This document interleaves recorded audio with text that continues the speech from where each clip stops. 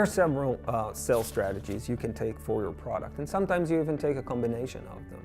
Well, first of all, you have to have a product or a technology. And I will not talk now about providing a service, more about just a product. The first thing you can do with your product is sell it direct. You know your client audience, you will create a sales team, or you will create a direct marketing strategy in which you will leverage SEO or SEM to reach these target audience. You will create the conversion, the marketing materials, and you're going to go out there and sell the product. You will have the direct relationship with your clients. You will service directly your clients, and the clients will pay you. The next is affiliates. Affiliates provide you with access to an existing customer base, and they usually do it through forms of references. They will include links to your product in their communications to their existing customer base, and they usually will do that for some sort of a fee. The next are resellers. Resellers stock up on your product, they get a territory or they get a segment of the market, and they go out there and they make the commitment to sell your product in your market. A level above that is typically the value-added resellers. These will take your product, bundle it into existing products that might be in the market, that might be selling in the market, in order to generate more value for these existing products, or in order to make those existing products more sexy with your new product. And by that, the value-added reseller is actually going to sell an integrated product in the market. The last ones are private labels.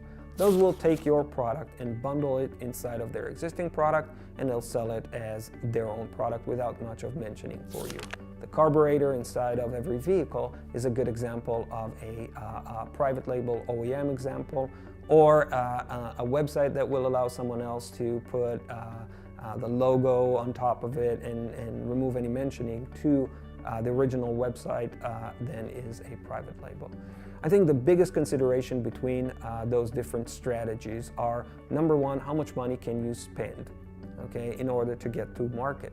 The latter channels like value-added resellers, affiliates already have relationship with the customer base. And you don't need to spend a lot of marketing dollars in order to get there. So they could be a very good strategy when you're starting your business. However, you're dependent on them. If they don't sell their product and you're bundled, you're not going to sell yours, which means you might slow down a little bit on sales, and by then maybe a direct marketing strategy is better. The second is, how do you protect and retain your IP? As a bundled product or as a product that you then delegate to others, you might not be able to have that much control. And the last thing is, what type of relationship do you want to create with the customer? If at the end of the day you want to have direct relationship with the customer, or you want to have a direct dialogue with the customer and not necessarily with the reseller, then you might choose a direct strategy. At the end of the day, the combination of figuring out your product and the best channels for your product can change, and that's the most important lesson to take home. Plan that and know that you can switch and change. It doesn't take a day to switch and change. It takes time to train your different channels and to devise different strategy, but a combination of any one of these 5 different sales channels could be very beneficial for the company.